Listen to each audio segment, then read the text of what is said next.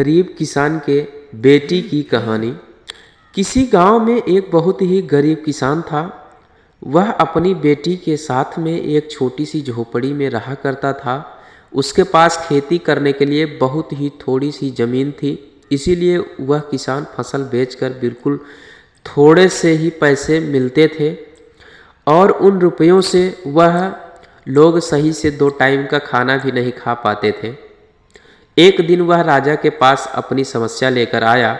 वहाँ का राजा बहुत दयालु था। उन्होंने किसान को अपनी ज़मीन में से थोड़ी सी ज़मीन किसान को दे दी खेती करने के लिए, और राजा ने कहा, यह ज़मीन तो हमारी ही रहेगी, परंतु इस पर उगने वाली फसल तुम्हारी होगी।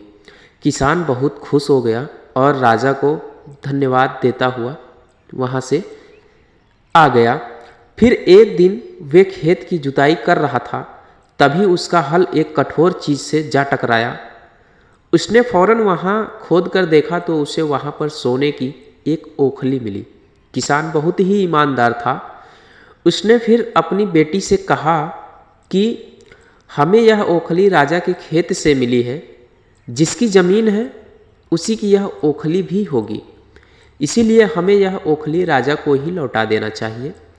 फिर किसान की बेटी बोली, नहीं पिताजी, आप ऐसा ना करें, आपको केवल ओखली ही मिली है। अगर राजा ने आपसे इसकी सोने की मूसली भी मांग ली तो फिर आप क्या करेंगे?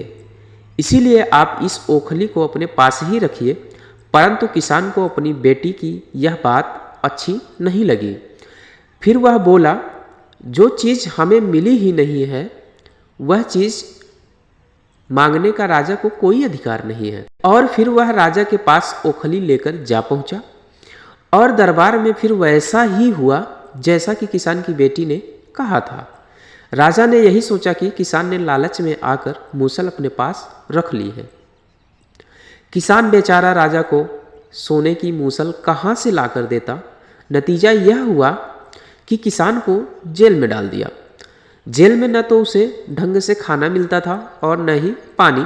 भोले किसान को ऐसी गलती की सज़ा मिली थी जिसने उन्होंने किया ही नहीं।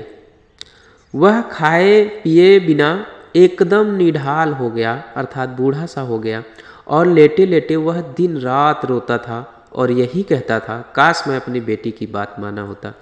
और फिर एक रोज़ राजा ने उसे यह कहते हुए सुन लिया। फिर उन्होंने किसान से पूछा कि आखिर वह ऐसा क्यों कह रहा है। तो फिर किसान ने राजा को पूरी बात बताई। यह सुनकर राजा को अपनी गलती का एहसास हुआ और किसान को फौरन छोड़ दिया। और फिर किसान की बेटी को राजा ने अपने दरबार में बुलाया। उससे बातें करने के बाद राजा को पता चला कि वह बहुत बुद्धिमान है। राजा ने किसान की बेटी को राज्य के खजाने का मंत्री बना दिया और उन्हें रहने के लिए घर और सारी सुख सुविधाएं प्रदान कर दी। और उसके बाद से किसान और उसकी बेटी हमेशा सुख से रहने लगे। किसान को थोड़ा कष्ट तो अवश्य झेलना पड़ा, परंतु अंत में सच्चाई की ही जीत हुई। तो दोस्तों, बेटियां हमेशा समाज को एक नई दिशा दिखाई हैं, इसीलिए सम्मान कीजिए उनका, वो जिस घर में जन्म ली है।